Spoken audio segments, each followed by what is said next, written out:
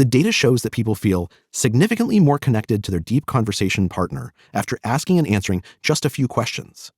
The sense of vulnerability that comes from sharing personal information about one's past experiences, preferences, or beliefs, and saying things aloud that leave people feeling more vulnerable to others' evaluations causes participants to feel more connected, more caring, and to listen attentively. When Epley looked to see if there were distinctions in the experiences of men and women, he found no meaningful gender differences, he told me. From the wealthiest financiers to the most distant online strangers, we all crave real connections, Epley said. We all want to have meaningful conversations. Dozens of other studies from the University of Utah, the University of Pennsylvania, Emory, and elsewhere have found that people who ask lots of questions during conversations, particularly questions that invite vulnerable responses, are more popular among their peers and more often seen as leaders. They have more social influence and are sought out more frequently for friendship and advice. Any of us can do this in nearly any setting or conversation, be it with a roommate, a coworker, or someone we just met. We simply need to ask people how they feel and reciprocate the vulnerability they share with us. In one experiment, researchers instructed participants to ask strangers and friends questions such as, "Have you ever committed a crime?" The researchers found that questioners assumed that asking sensitive questions would make their conversation partners uncomfortable and would damage their relationships. But in fact, we consistently found that askers were wrong on both fronts. Asking deep questions is easier than most people realize and more rewarding than we expect. Emotional dialogues are the hardest to match.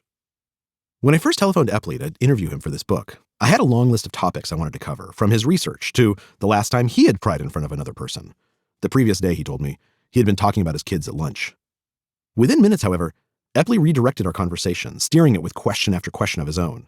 He asked me why I had decided to become a journalist, what had gotten me interested in this topic, my experiences living in California during the pandemic. I kept trying to get back to my list of questions, the straightforward, practical ones about his work. But he kept asking and then following up with deeper and deeper inquiries until I found myself telling him about my family, about a brother who had run into legal problems, about my hopes that this book might help people understand one another a little bit better. I talked nonstop about myself, which is not what you are supposed to do as a journalist. "I'm sorry I'm asking you so many questions," Epley said at one point. "I don't mean to waste your time." But it didn't feel like a waste.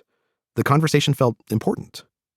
We know it's critical to understand what kind of conversation we're having, and that it's necessary at a discussion start to establish ground rules and determine what kinds of logic we'll use to make choices together. But that's not enough to create a real lasting bond. For that, we need emotional connection. Emotional dialogues are vital because they help us figure out who we're talking to, what's going on inside their heads, what they value most. A how do we feel conversation can seem anxiety-producing. It can sometimes seem easier to pretend we don't hear the emotion in someone's voice or to glide past a disclosure rather than acknowledge a vulnerability and reveal ourselves in return. But emotions are how we connect. When my father died a few years ago and I told people I had recently attended his funeral, some of them offered their condolences. But almost no one asked me any questions. Instead, they quickly moved on to other subjects. And the truth was, I was desperate to talk about what I had been through, about my dad, about the eulogies that had made me so proud and sad, about how it feels to know I won't be able to call him with good news. His death was one of the most important, most emotional and profound events in my life. I would have treasured someone asking me, "What was your dad like?"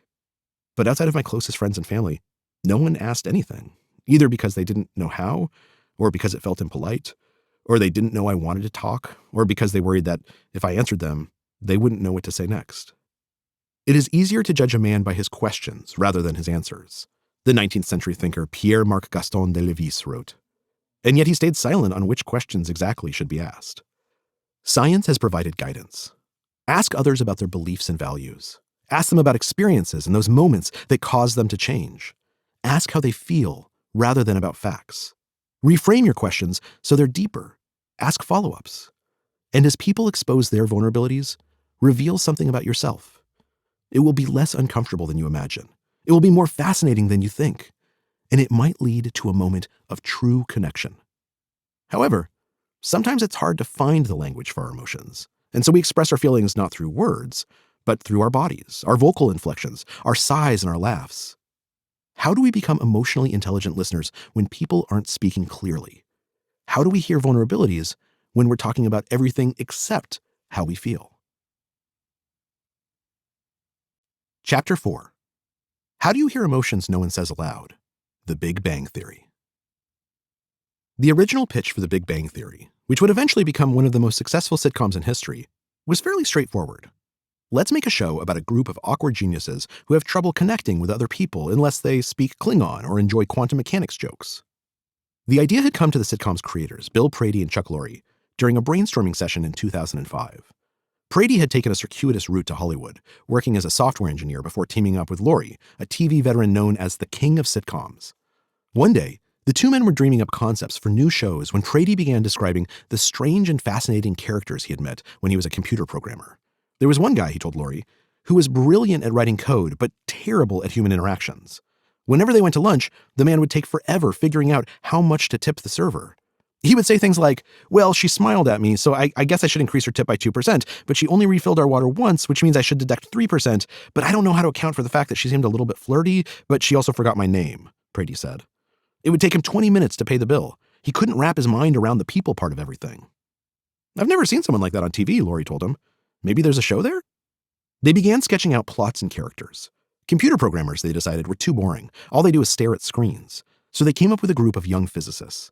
They would be the kind of people who could easily explain the Born-Oppenheimer approximation in Schrödinger's cat, but were bewildered by dating or fell apart if someone sat in their favorite chair during Battlestar Galactica.